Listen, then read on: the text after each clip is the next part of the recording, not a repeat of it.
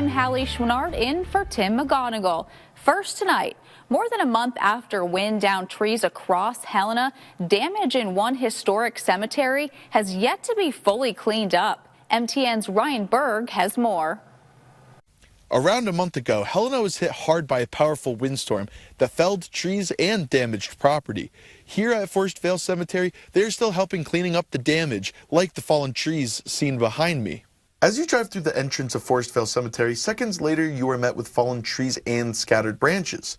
Forestvale Cemetery Supervisor Bob Richards says this is by far the most trees he's seen taken down by a storm ever since he's worked there. So many, in fact, he stopped keeping track. At least 25. I quit counting at 25 because there were so many bundled together that once I hit that, I knew it was just going to be a lot. So as we get cleaned up and things like that, we'll have to, obviously count and map them out and things like that. Richards says that they've cleared out around 10 to 11 trees on their own so far. Richards says that they've been working to get equipment to clear the remaining trees, but it's expensive and takes time.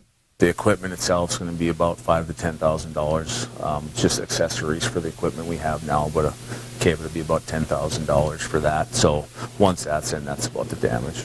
Some of the trees that came down are huge, and when they came down, they damaged gravestones and blocked roads. But the cold and snowy November and December has slowed progress, freezing the debris to the ground and in the trees' root balls. Kind of have to wait until the ground starts thawing a little bit or until we get a warm snap with some of those root balls, just because we don't want the ground to chunk out as much close to stones. Kind of worried about damaging any other stones or any of the irrigation system that's underneath the ground as well. Reporting in Helena, Ryan Berg, MTN The Forestvale Cemetery was founded in 1890.